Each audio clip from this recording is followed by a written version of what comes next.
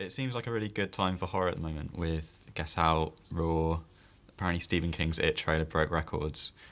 Is it a golden age for horror at the moment? I think horror is a constant. People say that about scary movies a lot, but I think it's been one constant through cinema history. It's always been pretty. People like to go to the movies and be scared. I think it's played out since the beginning of movies. So it's a good healthy part of the theatrical business, which is not so healthy. Okay. What about the way horror is playing into like modern concerns and fears, like Black Mirror or Get Out? They're both kind of they feel very current. Right.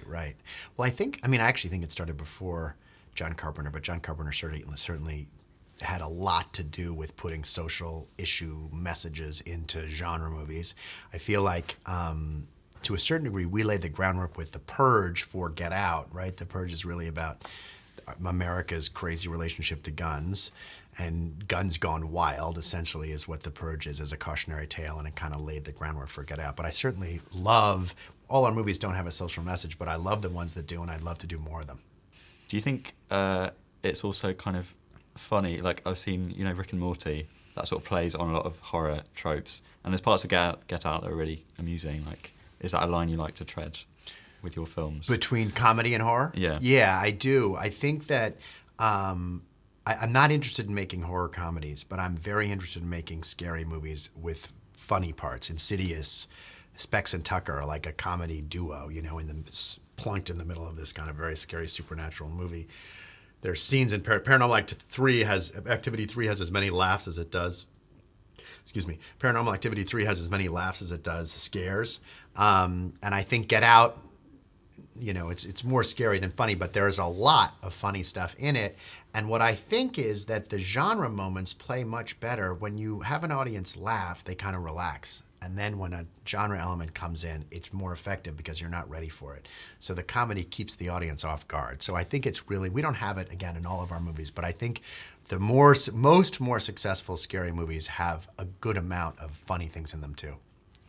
Your production company is really well known for making very successful horror movies on a small budget. What things in Get Out were particularly expensive or particularly cheap? The party scene was very expensive, and we cut it down a lot. It was written much bigger than you'd seen in the movie. That was an expensive thing. What thing was inexpensive is most of the movie takes place in one house. And if you notice, most of Blumhouse movies, they mostly take place in a house. Now, that's for two reasons. The first reason is a practical reason, because it's cheap. The second reason is that's where you kind of feel most vulnerable. And the best place to kind of be scared is in your own home. So those two things work very well to the fact that we do a lot of low-budget movies.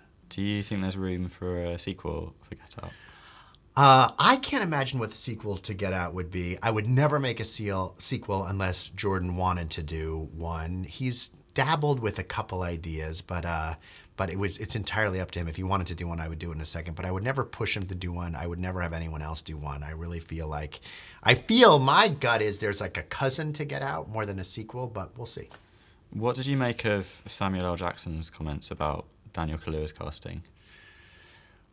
He was upset because Daniel's English, not American. Yeah. I think they made up, though. I mean, I think Sam Jackson's entitled to his point of view. I mean, wherever everyone's trying to do the best they can, and he's certainly entitled to his point of view.